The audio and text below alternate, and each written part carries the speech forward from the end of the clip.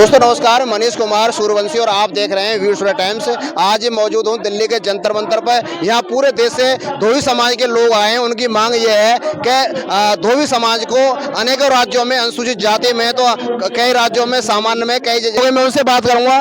Sir, आप देश की राजधानी दिल्ली में रह रहे हैं, पूरे देश से लोग आए हुए हैं धोबी समाज के। सर, क्या कहेंगे, आपकी मुख्य मांगे क्या है? इन सबके मुख्य मांग ये है कि जितने भी हमारे ऑल ओवर इंडिया जितने भी स्टेट हैं, कई जगह हम लोगों को ओबीसी में कर रखा है, कई जगह एससी में। हमारा मतलब है हमारी पूरी बिरादरी को या तो ओबीसी कर दो या एससी कर दो, क्योंकि जब एससी है तो एससी ही चाहेंगे हम। इसीलिए तमाम लोग यहाँ जंतर मंतर पर एकत्रित हुए हैं और उनका कहने का मतलब यही है कि समाज की अनदेखी ना की जाए, क्योंकि कोई भी एमपी, एमएलए, निगम पार्षद इनसे वोट लेने का अधिकार तो रखता है, लेकिन वहां जाके विधानसभा में या हाउस में जाके, निगम में या पार्लियामेंट में जाके इस समाज की आवाज नहीं उठाता। विधानसभा में भी दिल्ली के अंदर 70 विधानसभा है, एक विधायक धोबी समाज का नहीं। ये कहीं ना कहीं हमारे जो लीडरान है वो मांग ही नहीं करते, लेकिन बट अब एट प्रेजेंट जो न्यू जनरेशन आई है वो इस मांग को उठाएगी और उठा रही है। मेरे साथ विनोद जी हैं। बिन मांगे जब बच्चा नहीं रोता तो माँ दूध नहीं पिलाती, ये तो सरकार है। मेरे साथ विनोद जी हैं। विनोद जी, दिल्ली में एक भी विधायक नहीं है, एक भी पार्षद नहीं है धोबी समाज का।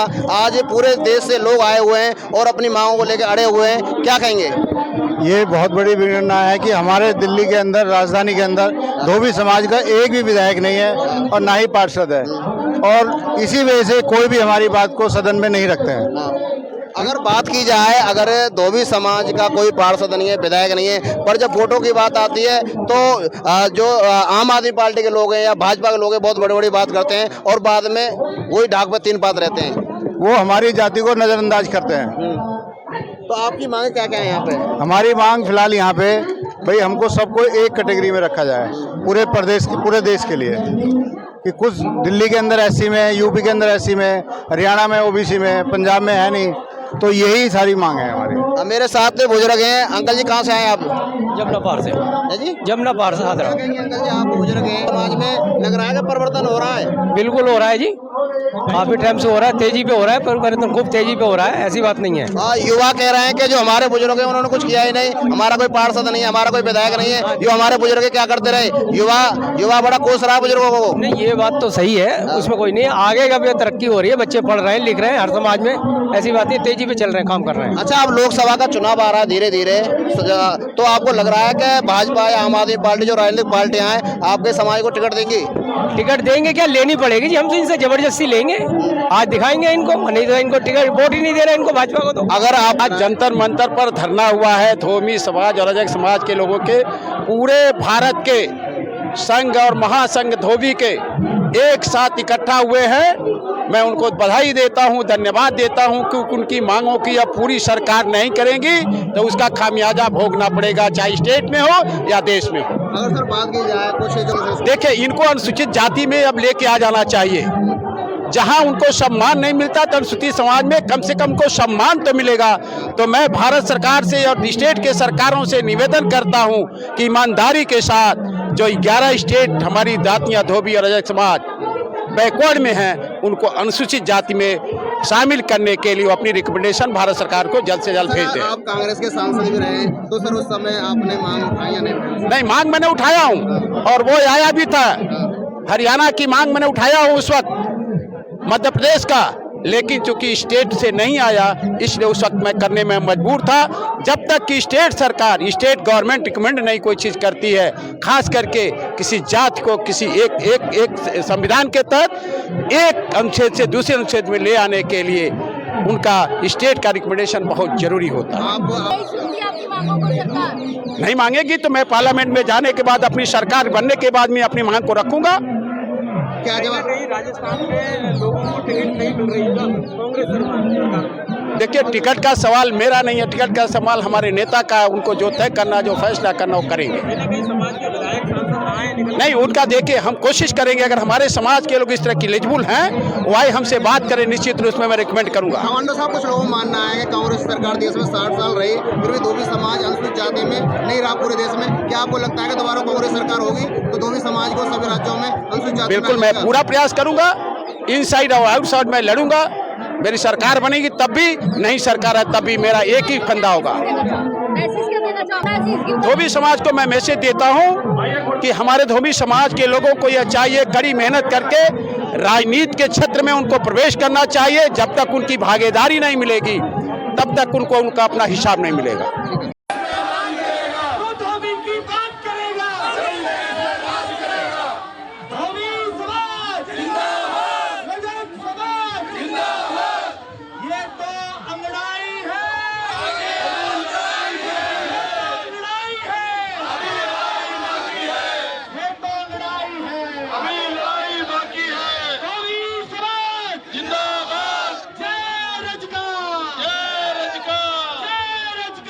पूरे देश की संख्या, देश में करोड़ों की संख्या में धोबी समाज मौजूद है, उसके बाद भी अपने हक और अधिकार से वंचित है।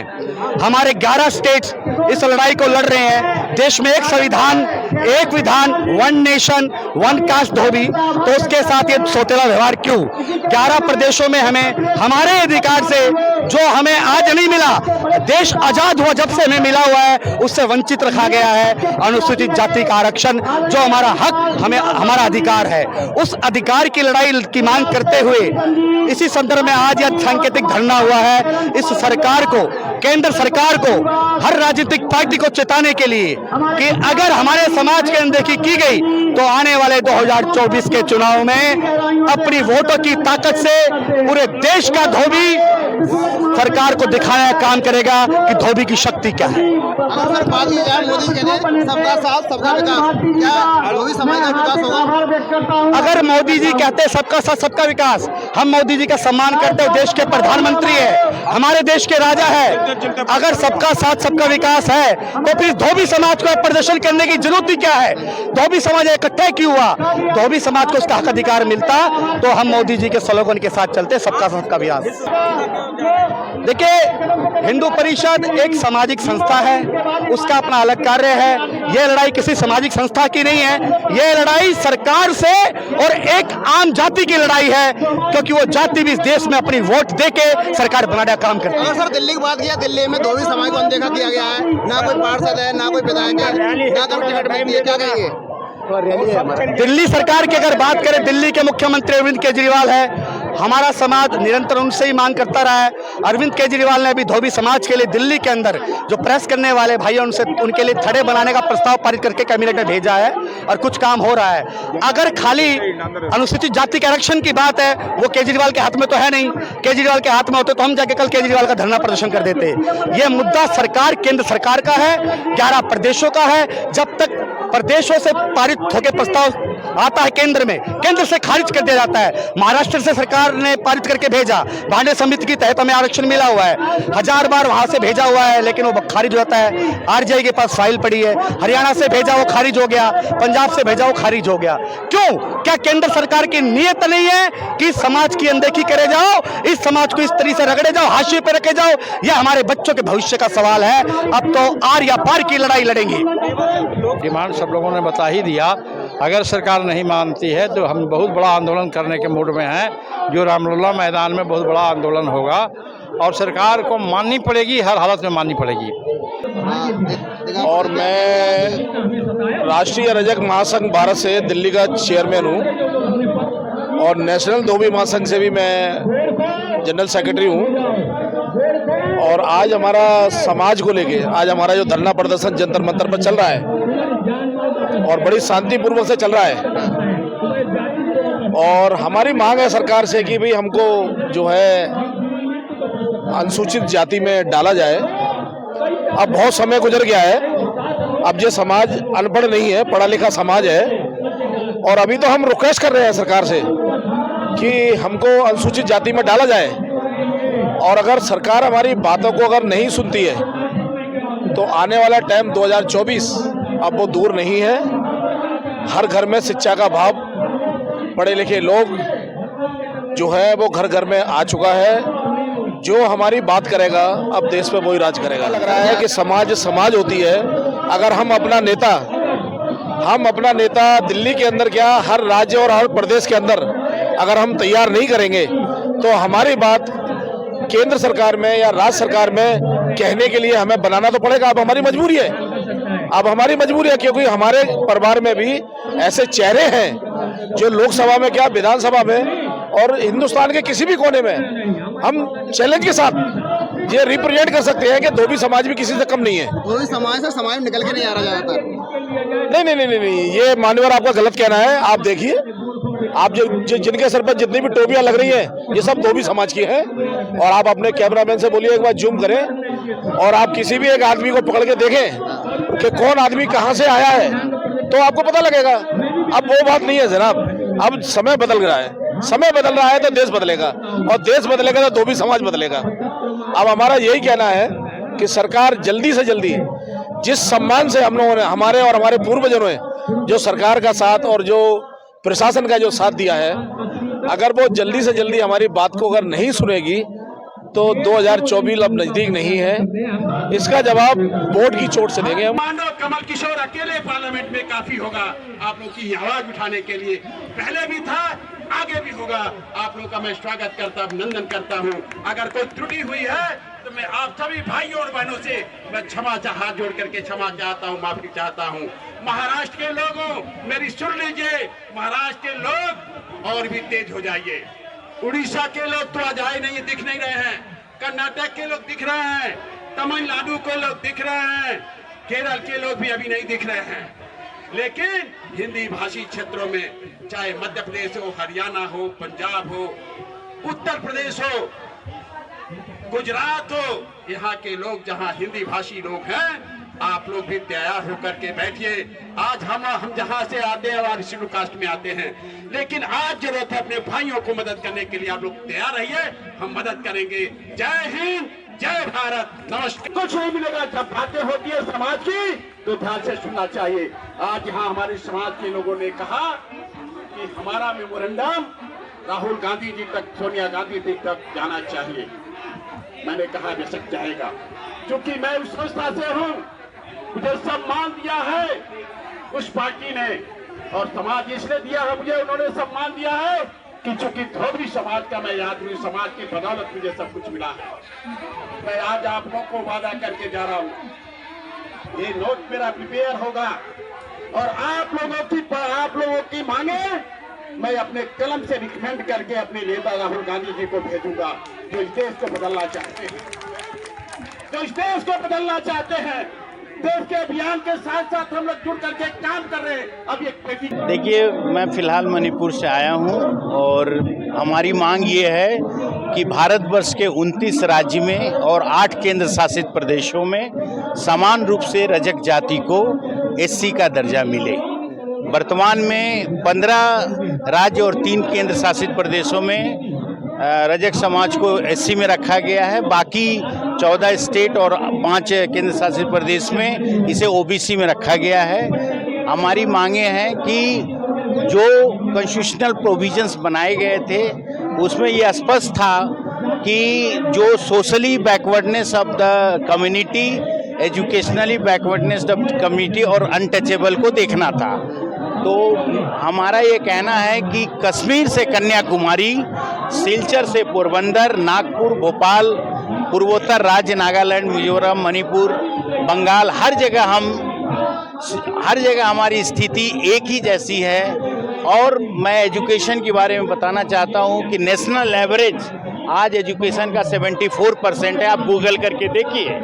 और जब रजक समाज का एजुकेशनल स्टेटस देखेंगे तो वो सिर्फ 15 से 17% है। तो हम एजुकेशनली भी बहुत पीछे हैं।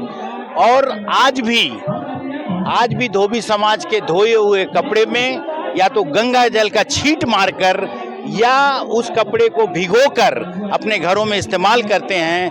तो मैं अछूत भी हूँ, मैं एजुकेशनली पीछे भी हूँ, मैं सामाजिक स्तर से पीछे हूँ। तो मुझे समान रूप से भारतवर्ष में एससी का दर्जा मिले। इस मतलब दबे कुचले दलित जितने भी आज इस धरती पर पनपे हैं और ख़ास तौर पर भारतवर्ष में, तो बाबा साहब के योगदान के कारण ही पनपे।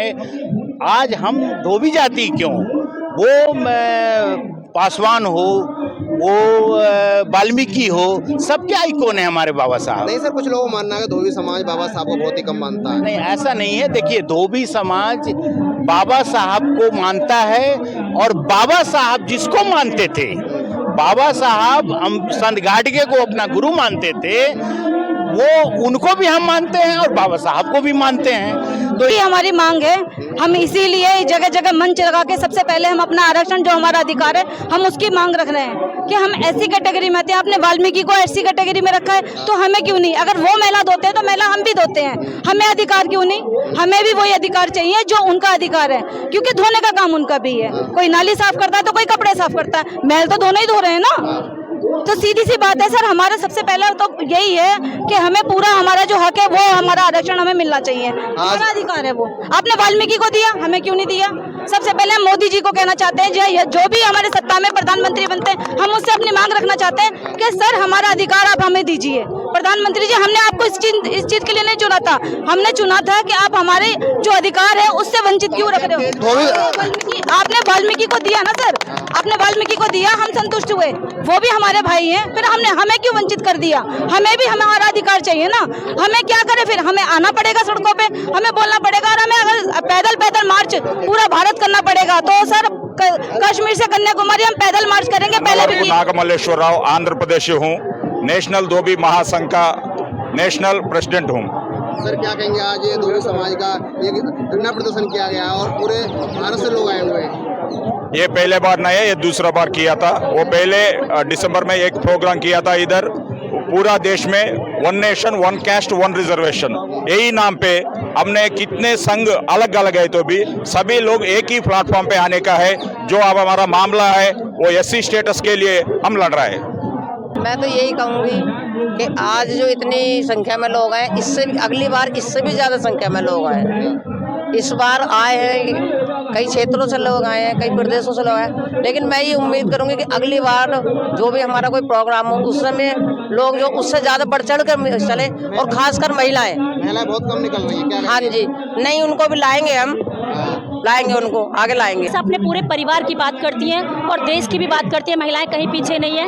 और आप जो इस भीड़ को कम कह रहे हैं, ये भीड़ कम नहीं है, ये पूरे भारत से सभी संगठनों के पदाधिकारी आए हुए हैं। जिस दिन भीड़ होगी तो जंतर मंतर छोटा पड़ जाएगा। भागीदारी कितनी होगी? महिलाओं की भागीदारी 80% होगी। ये मैं कह रही हूँ, दिल्ली प्रदेश की अध्यक्ष हूँ मैं, विश्व महाराजक से। सरकार क्या, मैं इस बार जितने भी लोग खड़े होंगे, हमसे पहला हमारा यही मांग है, वो अपने घोषणा पत्र में शामिल करें कि जो 11 राज्य में धोबी समाज को ओबीसी में है, उसको एससी में शामिल करें। जब देश एक, राज्य एक, समाज एक, तो फिर रिजर्वेशन में अंतर क्यों बांटा गया हमको? हम 2024 धोबी समाज पिछड़ा हुआ समाज है। सुनिए, धोबी समाज पिछड़ा हुआ समाज है, लेकिन धोबी समाज हाथ फैला कर किसी से भीख नहीं मांगता। ये मजदूर समाज है, कामगार समाज है। हम अपने अधिकार की मांग कर रहे हैं, जो बाबा साहब ने हमको अधिकार दिया है उसकी मांग कर रहे हैं। और सुनिए, इस बार 2024 में मैं यहाँ से ऐलान कर रहा हूँ कि जो धोबी की बात करेगा वो सत्ता पे राज करेगा। जो धोबी की बात करेगा वो देश में राज करेगा। ये लोगों की मांगे में कुछ बात करता हूँ। सर क्या कहेंगे, आप भी कहाँ से आए हैं? आप? सर मैं आपके जमुना पहाड़ से आया हूँ। आपके चैनल के माध्यम से बता दूं, मैं 35 साल से समाज से जुड़ा हुआ हूँ। तो हमने बहुत धरना प्रदर्शन भी करे, बहुत करा है। 35 साल से बहुत जुड़े थे, बीच में टूट भी गया था। अब हमारे लोग जागे हैं तो हम पीछे नहीं हटेंगे, हम अपना समाज को बिखेरने का कोशिश ना करें। धोबी समाज धीरे धीरे जग रहा है और जागने का काम कर रहा है, और धोबी समाज एक संख्या में यहाँ मौजूद है। और इनकी मांग ये है कि जो पूरे देश में धोबी समाज को अनुसूचित जाति में शामिल किया जाए। मनीष कुमार सुरू साथ बबली चौहान, वीडियो।